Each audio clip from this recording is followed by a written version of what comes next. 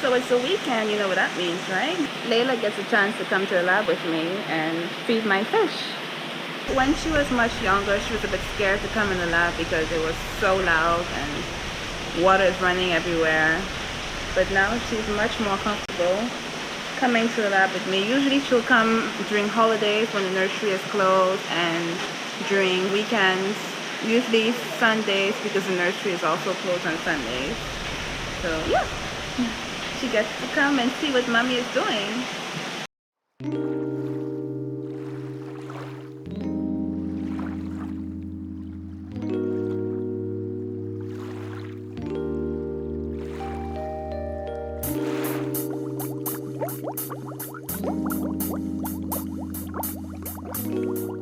Hello everyone, so this video is to briefly go over what I do in Japan. I am actually a PhD student at Kagoshima University and I'm studying aquaculture, which is something I hope to make my career in the future.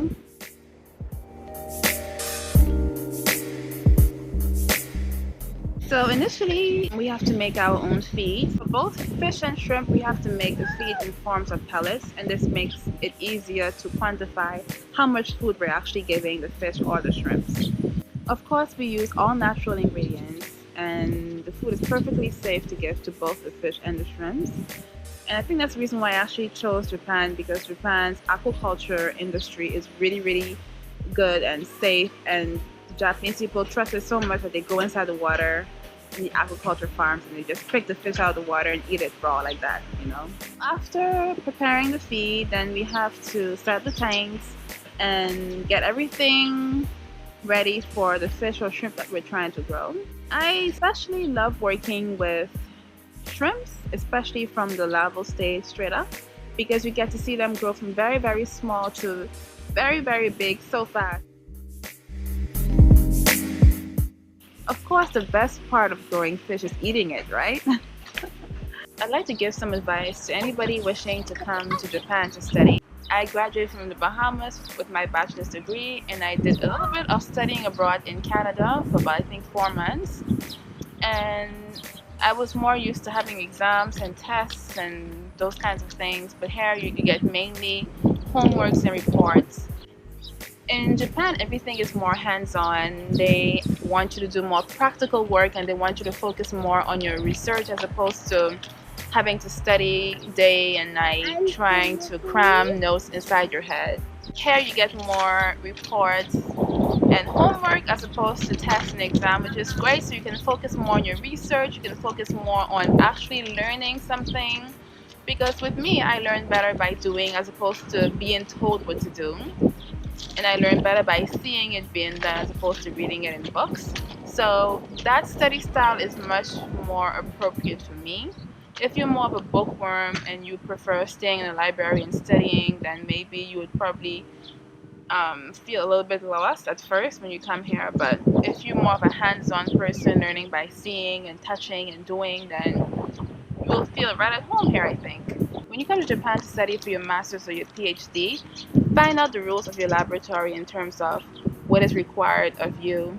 Communicate with your professors and your senpai and learn about what is needed in terms of getting the grades and getting the required stuff to graduate. As long as you attend all the classes and the seminars and you participate in laboratory work, you should be able to do well in Japan, I think. Make your study abroad experience an experience by going outside and seeing different things, by not eating in the same restaurants, by not going to the same places. Like me, I did several things that I never thought I would do or that I never would have done if I stayed in my home country.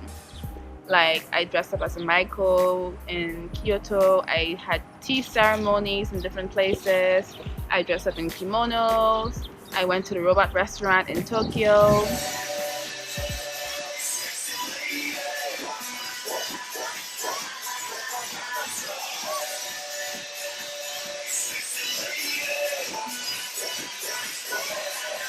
I went to Miyajima and they had theirs wandering around, and they pretty much ate all my maps that I had in my hand. When you first come, you can get some brochures and maps of the whole island, and they ate that.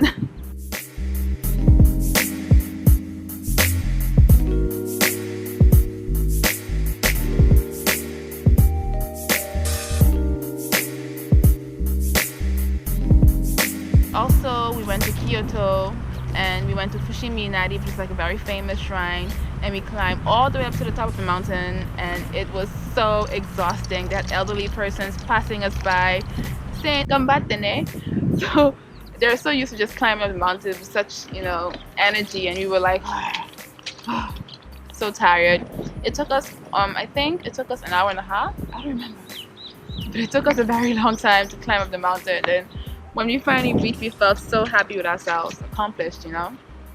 So those kinds of things make you enjoy your experience in Japan, in my opinion. I think if I was stuck in my room all day, or seeing the same things every day, going to the same places every day, not exploring my neighborhood, I would be so depressed being here, because I'm the kind of person that needs adventure. I need to go out. I need to see different things. I get joy out of just going out in nature and just exploring different things, getting my hands dirty and having fun with that. So in that sense, I think I would have been so depressed if I just stayed in my room all day. But any weekends that I had off, or any major holiday that we have in Japan, or any free time I had, I would take that occasion to just explore a little bit. When you go to a foreign country, it's very important to explore and get to know where you're living, and it's good to have memories like pictures and videos to remind yourself of different things. I think physical memories, that like buying souvenirs, is good also, but you tend to lose those. But if you have the pictures and the videos to remind yourself of the experience, you tend to feel more nostalgic of it all, and you get to relive your experience by looking at the videos and pictures, that kind of thing. Make your study abroad experience the experience. That's my motto coming into Japan. That's what I had set out to do when I first came, and I think I'm accomplishing that as I'm going along. And I'm lucky that I have my family with me. But even if I was alone, I would still do the same. I like to explore by myself or with my family, it doesn't matter. Yeah, have fun. Don't be stuck in the same place. Any free time you get, go out, enjoy, just smell different air and see different things, and keep trying different foods, and don't be scared to ask questions as to why certain things are being done, so you can get a better understanding as to why it's being done. And I think that's it. But of course, your priority when coming to Japan as a student is actually studying, so make sure you have all your grades. Make sure you know all the requirements for graduation, and that you have all the classes down and everything is being done, all the reports are being done, and that communication with your professor is also solid before you go into any adventure. Okay, so I hope that this helped you a little bit. Thank you so much for watching. Take care. Bye. Bye bye. Bye.